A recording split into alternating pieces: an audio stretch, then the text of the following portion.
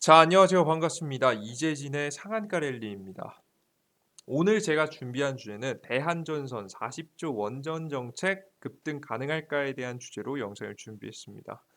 최근 흐름까지 짚어보면서 대한전선이 정말 상승할 수 있을지, 이 원전 관련 종목들은 계속 지켜봐도 될지에 대한 객관적인 이야기를 해드리려고 합니다. 두산중공업의 영상에 이어서 항상 매주 한 많으면 두 번씩 여러분들께 원전 관련 이야기를 전달해드리고 있는데요. 뭐 결론부터 말씀드리면 걱정하실 것 전혀 없습니다.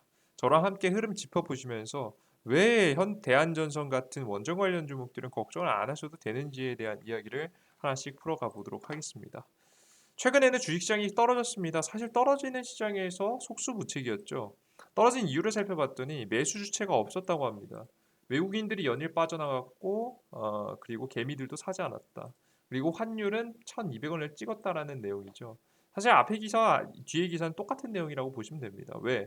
외국계 자금이 빠져나갔기 때문에 환율이 오른 거라서 사실상 똑같은 얘기를 하고 있는 겁니다. 이 이야기는 제가 미중 환율 전쟁이 현재 벌어지고 있는 상황이기 때문에 시장 하락을 주의해야 된다라고 이미 8월 달부터 계속해서 말씀드린 거와 정확히 동일합니다.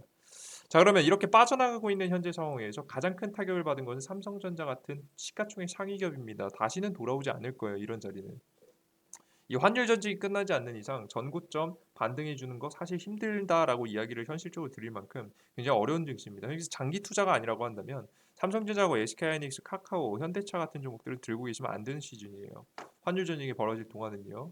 과거 2018년도에도 2년 동안 환율 전쟁이 이어지면서 우리나라 주식시장이 2년 동안 우하향 패턴을 보였기 때문에 보여드릴게요. 과거에도 거의 지옥이었죠. 이때 당시에 2년간 우하향 패턴을 보여주면서 시장이 계속해서 힘든 장세가 나왔었기 때문에 잘못하면 제자리까지 돌아가기에는 굉장히 어려울 수 있는 구간입니다. 그렇기 때문에 우리 여러분들은 투자를 아예 쉬시거나 차라리 공략을 하고 싶으시면 테마주성 종목들 위주로 공략하시라는 말씀드렸어요. 그래서 원전 관련 종목들 괜찮다는 말씀드렸고요. 대한전선뿐만 아니라 뭐 일진파워, 우진, 그리고 한신기계 등을 통해서 여러분들에게 종목을 추천해 드렸고요. 실 관련 종목들 중에서 작게는 한 5%, 크게는 60%까지 급등을 나오면서 제가 짚어드렸던 종목들이 모두 급등하고 수익으로 나올 수 있을 만한 모습들 여러분께 리딩으로서 수익을 드렸습니다. 그런데 아직까지 올라가지 않은 종목이 대한조선하고 두산중공업이란 말이에요. 이에 좀 책임감을 느끼고 아직까지 들고 계신 분들을 위해서 계속해서 영상을 찍어드리고 있습니다. 뭐 일단 최근 시장 같은 경우에는 외국계 자금이 환율 변화로 인해서 빠져나오고 있기 때문에 절대 시가총액 우량주 종목들은 많이 들고 계시면 안 돼요. 뭐 가장 유일하게 요즘 올라가고 있는 게 2차전지 관련 종목들이 올라가고 있는데 저희 소재 관련 종목이죠. 정책 이슈를 타고 올라가고 있긴 한데 관련된 이슈를 정말 제외하고는 실적 우량 종목들 하나도 안 가고 있습니다. 정말 조심하시는 게 좋겠다라는 설명 드려요. 아시겠죠? 그리고 그럼 차라리 이걸 투자하시기보다는 하락시장에는 테마주성 시장에 종목에 주목하시는 게 좋다 설명드렸습니다. 정치라든가 코로나 바이러스 이슈라든가 아니면 정책이라든가 우리나라 원자력 발전 정책도 마찬가지라고 설명드립니다. 그러면 이 원자력 정책 관련 종목들은 언제쯤부터 상승할 수 있을까? 저는 이런 예상을 해드렸습니다. 다시 한번 이 과거에 직전의 상승세가 나왔을 때가 왜 이런 상승세가 나왔냐면 해외에 수출한다라는 기대감에 대한전선의 원전 관련 기술을 가지고 있죠. 전선 케이블을 현재 발전용 케이블을 현재 만들 수 있는 기술력을 가지고 있기 때문에 대한전선 같은 경우는 굉장히 큰 급등이 나왔어요. 이 급등까지 전고점을 뚫어줄 수 있는 만한 흐름까지는 기대할 수 없겠지만 그래도 다시 한번 전고점 매물 때까지 한번 돌파해 줄 수 있을 만한 흐름이 나오기 위해서는 반드시 이 국내 원전 추가 설립에 대한 이슈가 필요합니다. 직전에는 해외 수출에 대한 기대감의 급등이 있기 때문에 새로운 신선한 뉴스는 있어줘야지 전고점 매물대를 뚫어줄 수 있겠다는 설명드렸어요. 그래서 이런 국내 원전 추가 설립을 위해서는요. 현재 우리나라 정당들의 흐름을 보시면 되는데 더불어민주당 같은 경우에는 현재 원자력 발전을 사용하지 않고 이 수소 기술이라든가 아니면은 수소 기술이라든가 뭐 태양광이라든가 친환경 발전을 통해서 이 저탄소 정책에 대한 흐름을 맞추자라는 쪽이고요. 그리고 국민의힘 보수당 같은 경우가 원자력 발전을 사용하자라는 쪽입니다. 사실 누가 맞다, 뭐가 더 옳다라는 이야기를 지금 이 자리에서 드리긴 힘듭니다. 원자력 발전소도 분명히 단점은 있고 그의 경제 가치성을 어느 기준에서 보느냐에 따라 다르기 때문에 좀 애매한 부분이 있긴 하지만 확실한 건 뭐냐? 우리가 누가 당선돼야지 원자력 발전 종목엔 좋은 거예요? 보수가 유리해야지 원자력 발전 기업 흐름에는 가장 좋다라고 생각을 하시면 되겠습니다. 그래서 지금 현재 정부 문재인 정권 정부 내에서는 탈원전을 외치고 있기 때문에 적어도 탈원전 정도만 거쳐줘도 어떤 그림이 나오는 겁니까? 원자력 발전에 대한 기대감이 생기게 되는 거죠. 그렇기 때문에 무엇이 옳다라고 판단하지 마시고 현상들을 보시면 됩니다. 그대로 이런 현상을 보이고 있기 때문에 우리는 이 바뀔 수 있는 뭐 결과가 어떻게 될지는 모르겠지만 만약에 현재 정권에서 탈원전을 끝내고 원자력 발전을 지지하고 있는 국민의힘 쪽으로 당이 바뀌게 되게 되는 즉 정권 교체가 드러나게 될 경우에 다시 한번 국내 원전 설립에 대한 기대감이 커지면서 주가가 급등할 수 있기 때문에 우리가 2022년 3월 대선까지는 이슈는 살아있다라고 말씀을 드렸고 중간중간 강한 흐름들이 나올 수 있다라는 설명까지 여러분께 드렸습니다. 결국에 등락폭은 있을 수 있지만 결국 상승할 만한 가능성이 매우 높다라는 얘기예요. 당장에 뭐 보수가 당선되지 않더라도 기대감 정도는 항상 있지 않겠습니까? 그죠? 그래서 항상 급등을 언제든지 할 수 있을 만한 타이밍이다 설명드렸어요. 이해되셨죠? 그런데 오늘 좀 특이했습니다. 이 정도는 이미 알고 계시고 대선 전까지는 한번 가겠지라는 생각을 아마 다들 가지고 계실 텐데 이런 생각이 좀 드셨을 겁니다. 오늘 우리 국내 원전 건설 이야기가 안 나왔습니다. 그런데 오늘 원전 관련 종목들이 굉장히 크게 급등했어요. 두산중옥은 15%가량. 그래요. 축하드려요. 제가 버티면 된다는 설명드렸죠. 그리고 대한전선이 제일 덜 간 편이고 두산후, 에너토큰 상한가, 보성파워텍, 우리기술, BHI 그리고 일진파워 등등등등 한전기술 등 강하게 상승이 나오는 모습들을 굉장히 많이 보여줬습니다. 어떤 이슈가 나오면서 급등해 줬냐면 바로 이 뉴스입니다. 유럽 최대 원전 의존국 프랑스가 2025년에 원전 17개를 폐쇄한다라는 뉴스예요. 이게 2017년도예요. 그죠? 근데 이렇게 폐쇄하는 흐름으로 가고 있었던 이 프랑스가 바로 태세를 전환하게 됩니다.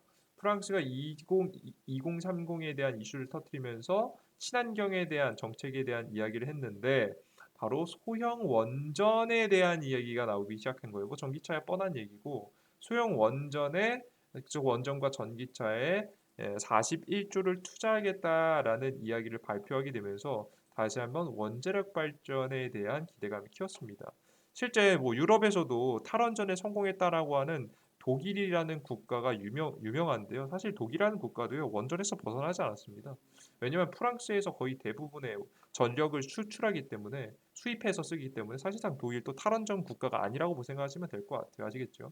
그건 보통 뭐 아무튼 그렇긴 한데 전 세계적으로 그래서 원자력 발전은 계속 쓰이고 있는 상태에서 줄어들다가 이제 태세 전환을 하나씩 하기 시작했다라는 부분입니다.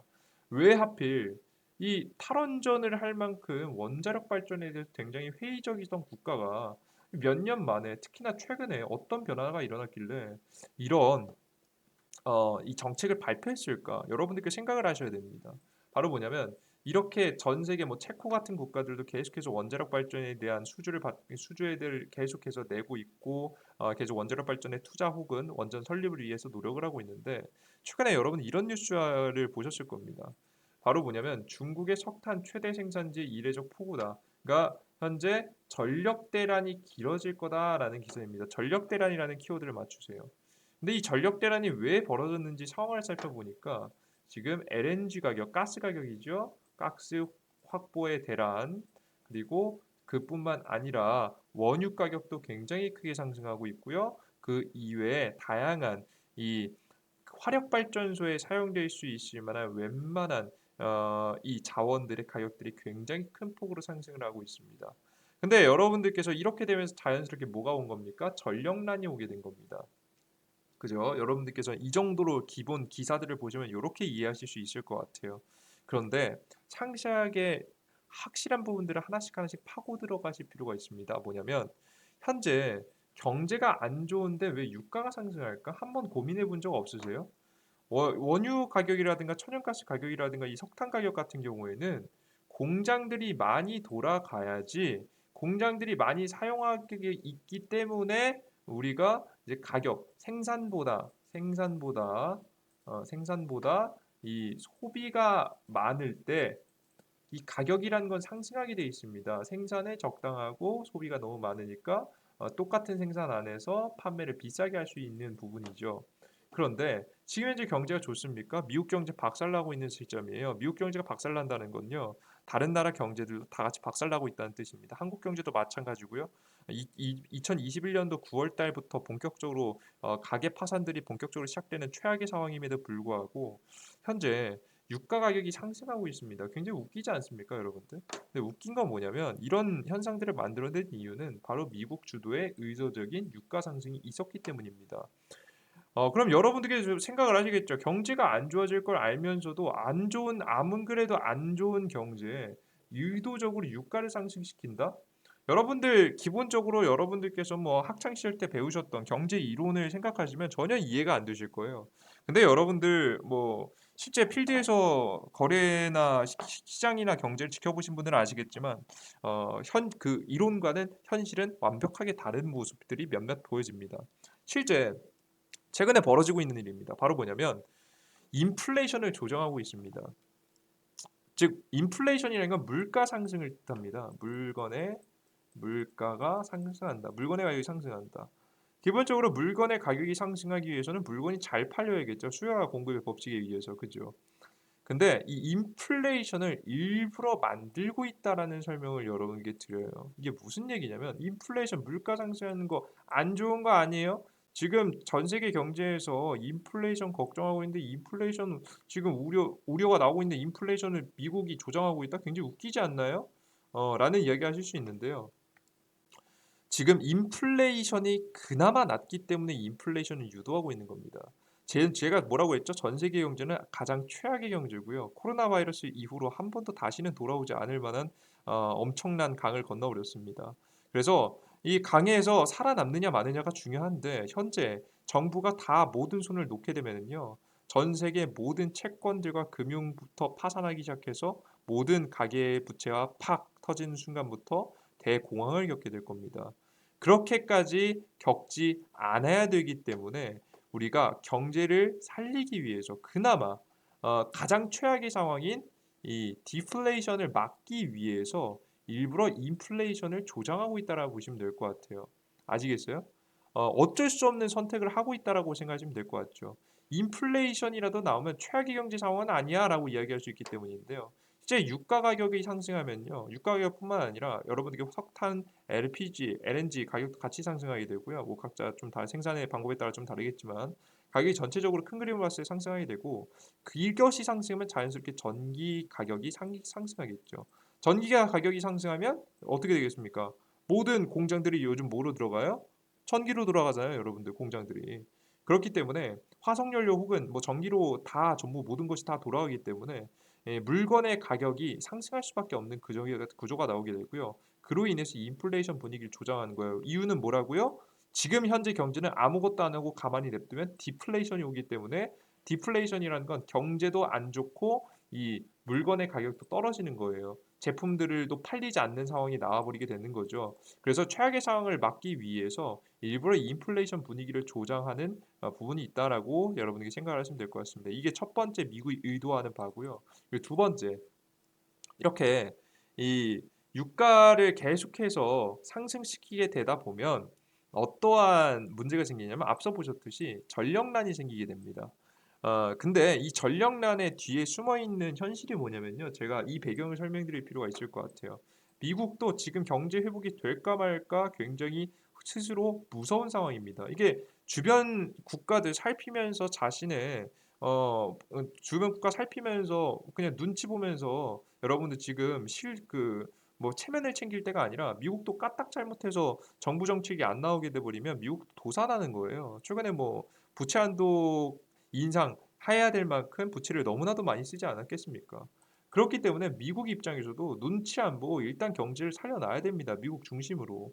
그래서 미국이 선택한 대표적인 방법은 뭐냐면 서플라이 체인을 옮겨오는 겁니다. 서플라이 체인이란 무엇이냐? 여태까지 생산이라는 것은요, 거의 중국 혹은 인도 혹은 동남아시아에 묶여 있었습니다. 포커스가 바로 값싼 노동력을 가지고 있는 국가들에 몰렸어요. 거기에 가야지 값싸고 적당한 물품, 최고의 품질은 아닐 수 있겠지만 적당한 물품을 만들면서 그래서 값싼 물건을 들어와서 사람들이 소비할 수 있었기 때문에 미국 입장에서는 이 무역으로 인해서 적자를 보더라도 지금 이제 국내 물가를 안정시키기 위해서 바로 미국이 선택했던 방법은 해외에 공장을 지을 수 있게 유도하는 거였습니다. 그래서 대부분의 가장 중심적인 서플라이 체인 생산 체계는 중국을 통해서 만들어졌고요. 중국에서 실제 많은 공장들이 돌아갔었죠. 그래서 우리나라 미세먼지도 안 좋았잖아요. 그런데 미국이 제가 뭐라고 했죠? 제 코가 석자라고 말씀드렸죠. 부채 한도도 넘었다. 기준을 정했던 걸 이상으로 쓰게 되면서 지금 당장 적자를 더욱더 기록할 수 없는 상황. 지금 경제 회복이 절실하고 부채 문제도 해결해야 될 만한 상황이 나와버리게 됩니다. 그래서 미국이 선택한 방법은 바로 뭐냐면 이 서플라이 체인을 완벽하게 바꿔버려 버리는 겁니다. 중국에서 미국 본토로 옮겨오게 되는 것이죠. 근데 제가 아까 뭐라고 했죠? 중국과 인도와 같은 아시아 지역 쪽에 이 공장들이 많이 서플라이 체인이 만들어져 있었던 이유는 노동력 때문이었습니다. 사람 때문이었습니다. 근데 미국의 인건비 비싸죠? 그죠? 이 미국으로 그냥 들어갔다가 파산할 수가 있어요. 이런 문제가 있었습니다. 과거에는. 그래서 한 번에 들여오는 것이 굉장히 어려웠었는데요. 바로 이런 선택을 합니다. 바로 이 과거에는 노동력으로 인해서 지금 노동력 중심이 되었다라고 한다면 현재는 기술의 개발로 인해서 현재는 AI 로봇이 모든 이 노동력을 대체하기 시작합니다. 특히나 첨단 산업, 오히려 반도체라든가 전기차 같은 것들은 오히려 AI 로봇이 효율적으로 혹은 문제 없이 만들죠. 사람은 이것을 검수하는 정도만 사용되고 그럼 10명 중에 거의 9명은 잘리고 한두 명만 살아남는 구조가 나오게 되겠죠. 그러다 보니까 자연스럽게 노동력은 극히 줄어들게 되고 그로 인해서 이런 첨단 산업들 AI 로봇이 생산할 수 있을 만한 제품들 높은 부가가치를 가지고 있는 이 제품들을 대상으로 해서 서플라이 체인을 옮겨오려는 흐름들이 나오고 있는 겁니다. 그렇게 되다 보니까 그의 핵심이 전기차 정책으로 인해서 만들어지게 됐고요. 이런 전기차를 만들기 위해서 전기차를 뭐로 AI 로봇으로 만들기 위해서 열심히 미국은 노력을 하고 있는 겁니다. 그래서 목표는 2023년까지 목표입니다. 2023년도부터 본격적인 양산이 시작된다라는 이야기. 실제 2024년부터 전기차 배터리 시장이 엄청나게 커진다라는 이야기를 보시면 이 얘기는 무슨 얘기냐면 이때부터 본격적으로 전기차들이 양산된다는 소리예요. 근데 제가 아까 뭐라고 했죠? 어, 이런 경제를 살리기 위해서 전기차 정책을 썼고 전기차 정책을 쓴데 그걸 뭐로 만든다? 노동력이 아닌 AI 로봇으로 만든다. 누구에게서 뺏어와서 중국에게서 생산 체계, 서플라이 체인을 완벽하게 뺏어오면서 미국 본토를 부양시키기 위한 정책을 피고 있는데 그럼 이건 도대체 언제 효과를 볼 수 있는가를 생각해 보면요. 화면에 보셨듯이 2023년도부터입니다. 왜 이런 시간이 걸릴까 의문이 드실 거예요. 제가 앞서 말씀해드렸던 생산체계라는 건 정말 간단하지 않습니다. 이 생산체계라는 건 미국 본토에서 중국에서 미국 본토로 넘어올 때 공장을 지어야 됩니다. 그러니까 공장이 없는데 당장에 전기차를 생산할 수는 없잖아요. 근데 AI 로봇 공장들 여러분들 그냥 마법 뿅 하고 나면 생겨나나요? 절대 그렇지 않죠. 시간이라는 게 걸리게 됩니다. 그래서 전기차 양산에 대한 시간이 필요하죠. 그래서 2023년도부터 본격적인 전기차들이 만들어지기 시작하는 거예요. 자, 그러면 그때부터 이번 바이든이 펼쳐냈었던 전기차 정책의 에, 효과가 드러나기 시작하겠죠. 그러면 지금 2021년입니다. 2022년까지 시간이 너무 많이 남았어요. 중국에서 미국으로 옮겨오면서 공장을 설립하는데 2023년도부터 전기차만 하더라도 2023년인데 그때까지 시간을 벌어야 되는 거예요. 그래서 그때까지 미국 같은 경우에는 중국을 규제하면서 글로벌 자금들을 미국으로 끌어모으고 그리고 미국의 본격적인 회복전까지 버티기에 들어가야 됩니다. 그러다 보니까 앞서 말씀해드렸던 인플레이션 분위기를 일부러 조장하면서 디플레이션이 오지 않는 모습들을 유도하고 있는 거고요. 유가 상승을 의도적으로 만들어내게 되면서 인플레이션을 만들고 그리고 전방위적인 중국 압박을 통해서 중국의 전력난까지 만들어 버리게 된 겁니다. 실제 최근에 미국 같은 경우에는 중동 지역도 최근에 포섭했고요. 인도는 원래 친미 국가였고요. 그리고 밑에 있는 남미, 그러니까 지금 남미가 아니죠. 이제 동남아시아 지역까지 현재 백신이라든가 다양한 정책 방향성을 통해서 포섭하고 있고요. 그리고 이미 여러분들 최근에 느끼실 분들 느끼셨겠지만 최근에 북한도 미국하고 붙어먹고 있습니다. 그렇게 되면서 중국이 정말 낙동갈 오리알 신세가 되는 현상까지 나오게 됐죠. 사실 중동을 사로잡는 방법은 바로 유가를 올리면서 사로잡을 수 있습니다, 여러분들. 유가 가격이 과도하게 올라가면 중동 지역에 있는 원유를 생산하는 국가들이 굉장히 좋아하겠죠. 그리고 위에 있는 천연가스 가격이 상승하면 러시아도 좋아하겠죠. 그럼 정말 남게 되는 것은 홀로 떨어진 건 중국이 돼버리는 거예요. 그래서 중국을 완벽하게 압박하고 중국을 박살내기 위한 무서운 정책들이 벌어지고 있다라고 생각하시면 됩니다. 일단 그래서 다시 돌아가서 그래서 정리해 보면 유가, 천연가스, 석탄 가격 상승, 그리고 전 세계 전력난, 전진국들의 원전 추가 설립 추진, 원전 기술 개발 투자는 사실상 이것은 미국이 의도한 것이다라는 설명을 드립니다. 모든 것은 중국을 박살내고 자국의 회복을 위해서 미국이 유도한 것이다. 앞서 말씀해드렸듯이 아무리 미국이 길고 날뛰어봤자 공장들이 설립된 시기는 2023년도, 24년도이기 때문에 그때부터 경제 회복을 할 것이고 그 전까지는 경제가 좋으면 오히려 미국에겐 좋지 않아요. 왜? 경제가 너무 빨리 좋아지게 되면은 중국이 너무 빨리 회복하게 돼버리니까 오히려 미국 본토에 자금들이 몰리지 않게 되지 않겠습니까? 그래서 일부러 미국은 이러한 현상들을 전 세계적으로 만들어주고 있다라고 생각을 하시면 되겠습니다. 뭐 미국이 원유 패권을 가지고 있는 건 굳이 설명 안 드려도 아시겠죠? 그건 생략은 생각하겠습니다. 설명은. 그래서 여러분들께서 정리해 보면 최종적으로 한 줄로 정리하면 원전 관련주 투자는요 미국의 글로벌 흐름에 투자하는 것과 동일한 겁니다. 어, 이해되셨어요? 이게 글로벌 흐름에 투자하는 것과 똑같은 거예요. 이게 우리나라 국내에서 뭐 하느냐 마느냐 뭐 정책적으로 만드냐 마느냐 탈원전을 하느냐 마느냐 이게 중요한 게 아니고요. 제일 중요한 건 물론 그것도 중요하겠지만 중요도가 좀 떨어지고 가장 중요한 건 미국이 글로벌적으로 탈원전에 대한 이야기를 하고 있는지에 대한 이야기입니다. 전력난을 일부러 유도한 이유는 뭐겠습니까? 원자력 발전에 대한 기술을 가지고 있는 국가가 몇이나 되겠습니까? 그 기술을 전수해 줄 수 있는 국가가 누구나 몇이나 되겠어요? 미국밖에 없어요, 여러분들. 우리나라 같은 경우에도 원전 기술 미국한테 받지 않았겠습니까? 그래서 전력난을 유도하면서 일부러 사람들이 전력을 쓸 수 없게 공장들이 정상적으로 돌아가지 않게 만들고 이것을 피하기 위해서는 원자력 발전을 단점을 알면서도 지을 수밖에 없는 구조가 나오게 되는 거죠. 왜냐하면 석탄하고 유가 가격이 너무 비싸거든요. 오히려 원자력 발전을 만드는 게 효율적이라고 할 수 있을 정도로 가격이 상승할 만한 가능성이 매우 높기 때문에 여러분들께서 그로 인해서 다른 그 개발도상국들은 미국에게 쩔쩔매는 구조가 나오겠죠. 아, 원전 주면 너네 의도에 동참해 줄게라는 딜도 할 수 있게 되는 거예요. 정책적으로, 정치적으로, 외교적으로. 그럼 미국 같은 경우에는 원전 기술을 어느 정도 주거나 원전 설립을 어느 정도 도와주고 자신의 편을 만드는 것이 중국을 압박하기에는 굉장히 좋겠죠. 굉장히 무서운 현상들이 벌어지고 있는 겁니다. 그 무서운 현상의 가장 큰 무기가 바로 원자력 발전입니다. 그래서 이런 하락 시장의 테마주성 종목들 그리고 살아있는 주식인 이 원전 관련 종목들은 등락은 있을 수 있지만 결국엔 수익일 가능성이 높다는 설명을 계속해서 여러분께 드리고 있는 겁니다. 그래서 두산중공업 제가 계속 말씀드렸잖아요. 괜찮다고. 주가 빠지는 것도 천천히 많이 빠졌죠. 반등하는 거 정말 순식간입니다. 오늘 16% 바로 반등했어요. 여러분들 삼성전자가 이렇게 반등할 수 있더라고 생각하십니까? 절대 그럴 수 없습니다. 하지만 이 테마주성 종목들은 가능하다. 어, 두산중공은 가능하다. 대한전선 지금 찔끔 움직이고 다른 종목 다 갈 때 안 움직인 것 같지만 분명히 움직인다. 실제 제가 일진파워 어디서 짚어드렸습니까? 그래서 이런 논리를 관점을 들고 있고 미국이 전 글로벌적으로는 흐름을 만들어주고 있기 때문에 제가 여러분들께 영상에서 야 매수하셔라 괜찮다라고 8월달 계속 설명해 드렸었던 거예요. 풀매수해라. 여러분들 제가 미친놈입니까?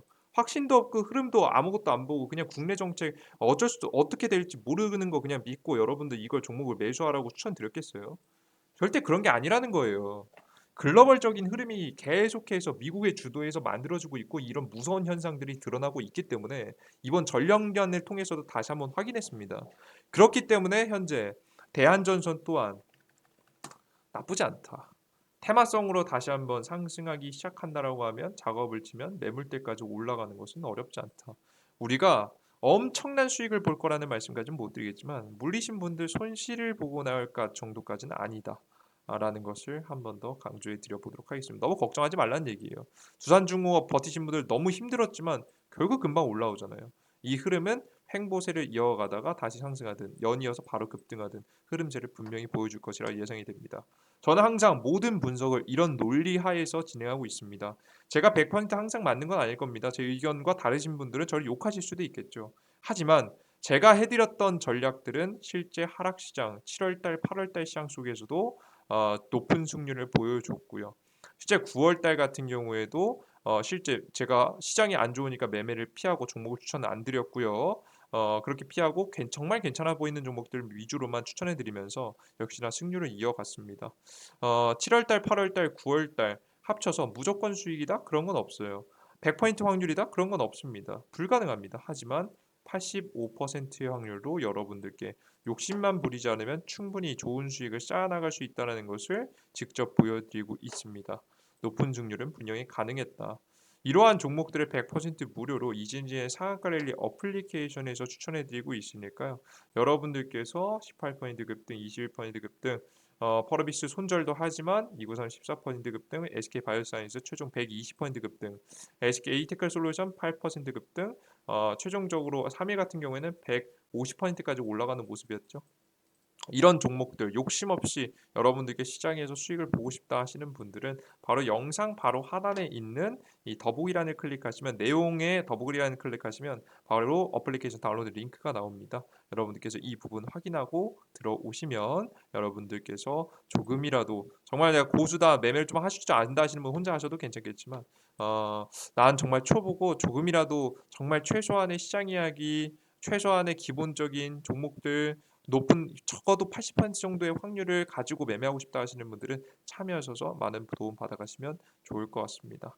항상 여러분들께서 과분한 이런 관심 보여주셔서 너무나도 감사하고요. 여러분들의 관심에 항상 보답할 수 있는 사람이 되도록 저 또한 많이 발전하고 항상 연구하고 여러분들께 보답하는 사람이 되도록 항상 노력하겠습니다. 여러분들 모두 감사하고요. 오늘 영상 시청하신 분들 너무나도 감사합니다. 원전 관련 종목 많이 버텼죠. 특히 두산중공업 저번 주에 굉장히 많이 우셨을 건데 급락시기 때 제가 괜찮다 설명드렸잖아요. 너무 걱정하지 마시고 잘 끌고 가시면서 꼭 수익으로 마감해 보도록 합시다. 여러분들 모두 감사합니다. 땡큐. 이 영상이 조금이라도 도움이 되신 분들은 구독 버튼과 따봉 버튼 눌러주시는 거 잊지 마시길 바랄게요. 모두 감사합니다. 내일 봬요.